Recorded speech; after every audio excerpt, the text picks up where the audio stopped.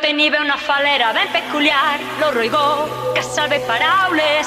Lo roigó tenia una falera ben peculiar, lo roigó, que salve paraules.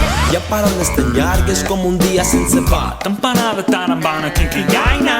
N'hi ha també de tan curtetes que s'escapsen a la boca. Toi com brom, tutto. Les paraules més belles amb B baixa, molts camins són les més belles amb B alta. I si busques les que tenen la B doble potser acabaràs trobant i quasi triple.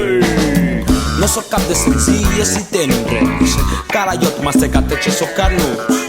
Més aviat es diria que són punyents, més aviat et diria que són malsonats. Paraulotes ben llotxotes com patusca, orxega, manxula, tonya, xorxa.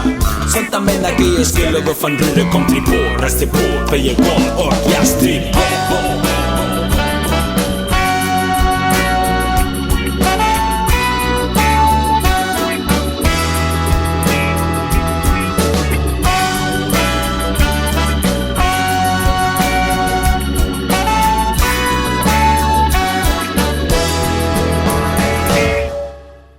Hi ha paraules escrites que deixen sense paraules, n'hi ha que no tenen sentit i et deixen estar bonic. Algunes ressonen per sobre d'una altra, però no sempre són més importants que les mai dites.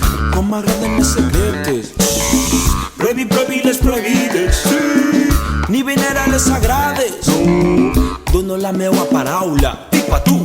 I si vols encara a paraules vives que només expressen per elles mateixes, Així tens un calaixot ben ple les truixes, les planes i agudes. Capai de cep, escorrit, xupina, fera, catotxilleina, pepe, all de dor.